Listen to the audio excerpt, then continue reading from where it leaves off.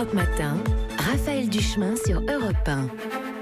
8h17 sur Europe 1. Bonjour Laurent Wauquiez. Bonjour Madame Duchemin. Président du Parti Les Républicains, merci d'être avec nous en direct ce matin sur Europe 1. Ce devait être manifestement une semaine formidable pour Emmanuel Macron avec évidemment la victoire des Bleus. Mais hier, une vidéo est venue gâcher la fête en quelque sorte. Vidéo dans laquelle on apprend, grâce au journal Le Monde, que Alexandre Benalla, qui est un de ses collaborateurs à l'Élysée, a frappé des personnes pendant la manifestation du 1er mai. Il est équipé, et on le voit sur cette vidéo, d'un casque de policier. Il avait été autorisé à assister en observateur à ce défilé. Vous l'avez vu, cette vidéo ? Oui, je l'ai vue. Et comme beaucoup de monde, elle est choquante. C'est une vidéo qui pose des questions. Aujourd'hui, on attend une réponse du président de la République. Une réponse sur quoi ? Il est évident qu'Emmanuel Macron doit s'exprimer et faire la lumière sur ces faits avec principalement deux questions qu'on peut se poser. D'abord, comment se fait-il que l'un de ses proches collaborateurs, qui était le chef de sa sécurité pendant sa campagne, qui est chef de cabinet adjoint, se retrouve vraisemblablement avec une usurpation d'identité dans une manifestation avec du matériel de police? Qui était au courant? Qui est intervenu? C'est des questions légitimes qu'on peut se poser après avoir vu cette vidéo. La deuxième question, c'est: y a-t-il eu des manœuvres pour étouffer cette affaire? Vous le pensez?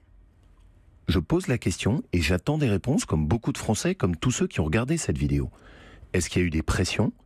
Est-ce qu'une fois qu'elle a été révélée, il y a eu des manœuvres qui ont été destinées à étouffer l'affaire et mettre un couvercle sur tout ça? Cette vidéo, on l'a vue, mais on ne connaissait pas l'identité de la personne qui se trouvait sur cette vidéo. On ne savait pas qu'il s'agissait d'un collaborateur d'Emmanuel Macron, au départ. Madame Duchemin, vous non.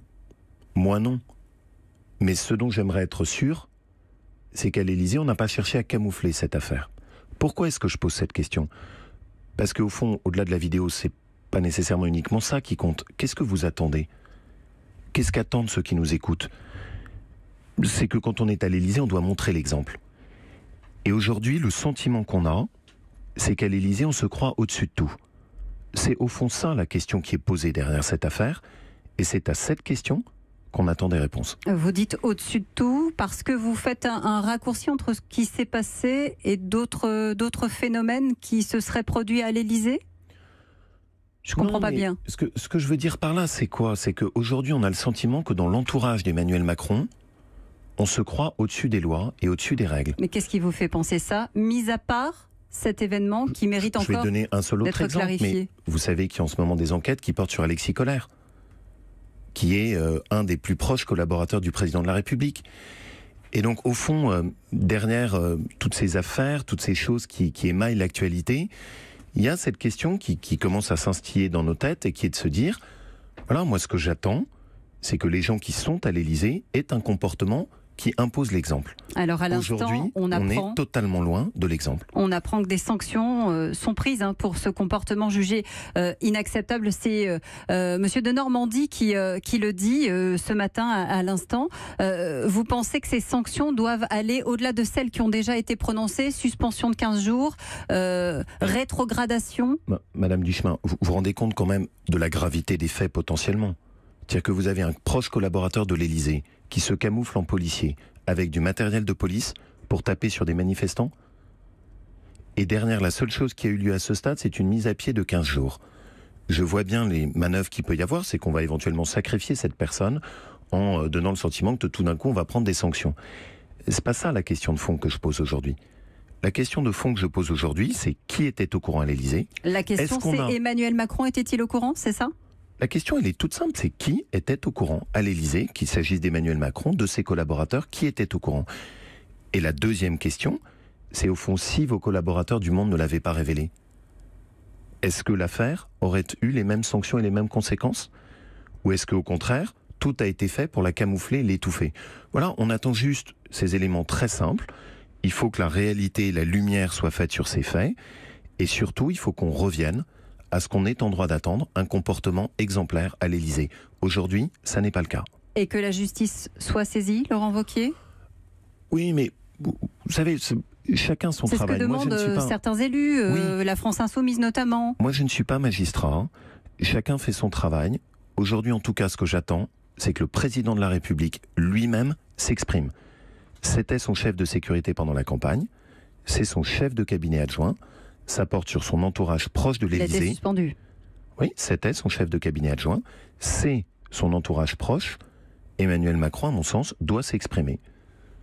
Laurent Wauquiez, il y a un autre sujet qui fait polémique en ce moment, c'est celui des 80 km/h. Je ne vous apprends rien. Le Conseil d'État examine aujourd'hui les recours de 57 députés contre le décret qui diminue la vitesse depuis le 1er juillet. Vous en attendez quoi, justement, de cette décision ? Vous savez, moi je suis un élu de Haute-Loire. Chez moi, il n'y a pas le métro. Et les gens, pour aller travailler, prennent leur voiture. Vous avez souvent, dans un département comme le mien, des gens qui vont faire 30 km pour aller travailler le matin et le soir.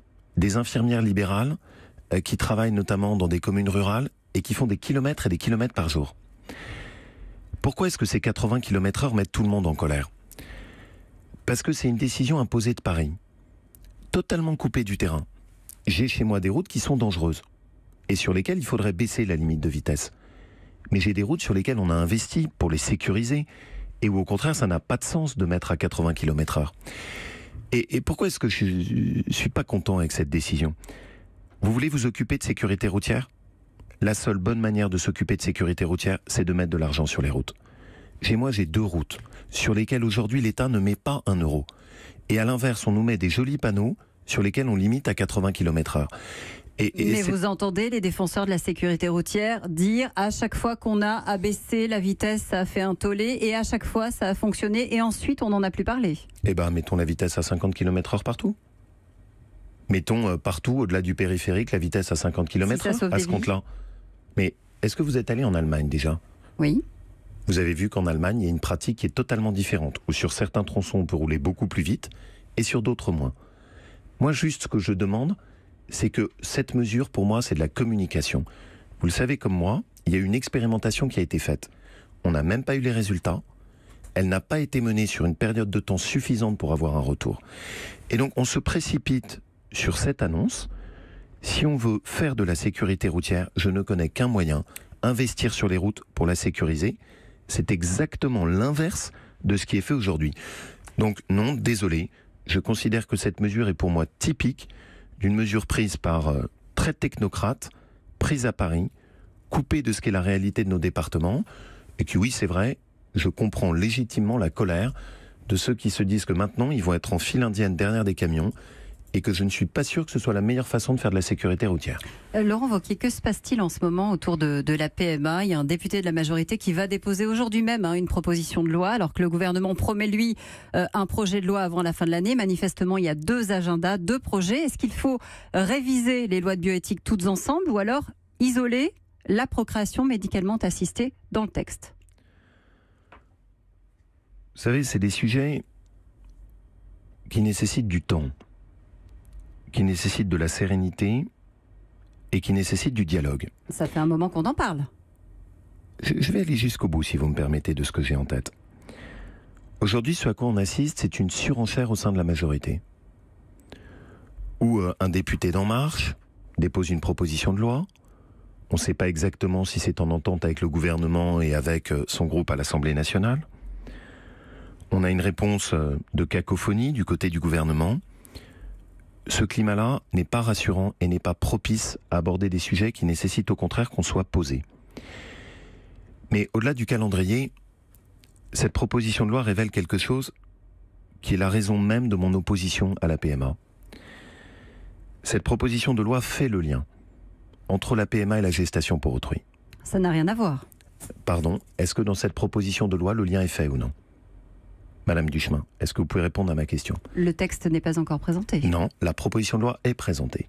Est-ce que dans cette proposition... La proposition de loi le sera aujourd'hui. La PPL a été annoncée, présentée par son député. Dans cette proposition de loi, elle fait le lien entre la PMA d'une part et la GPA d'autre part.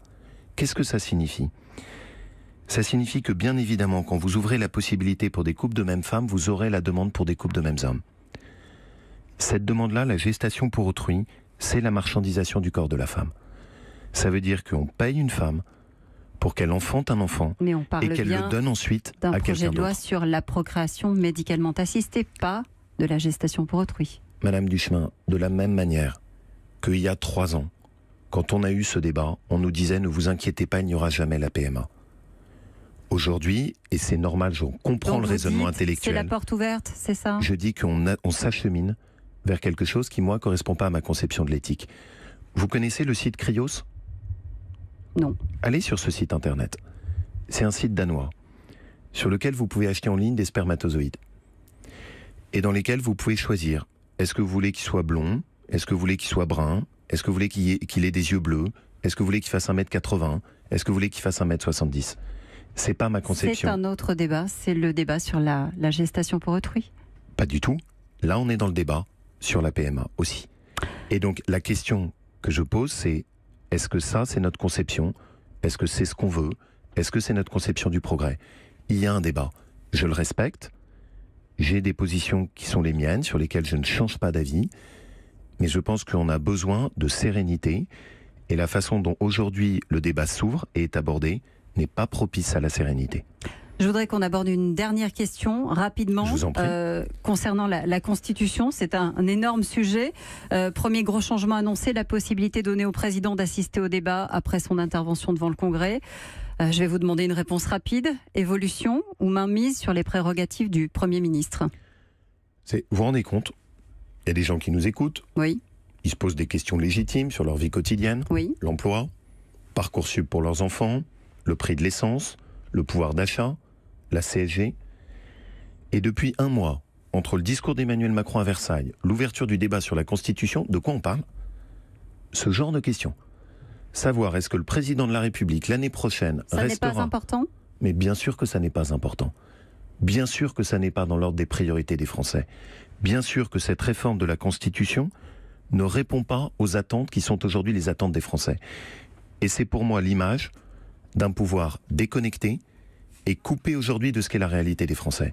La Constitution et sa réforme, ça n'est pas la priorité. Merci Laurent Wauquiez d'avoir Merci à été vous. avec nous en direct ce matin sur Europe 1.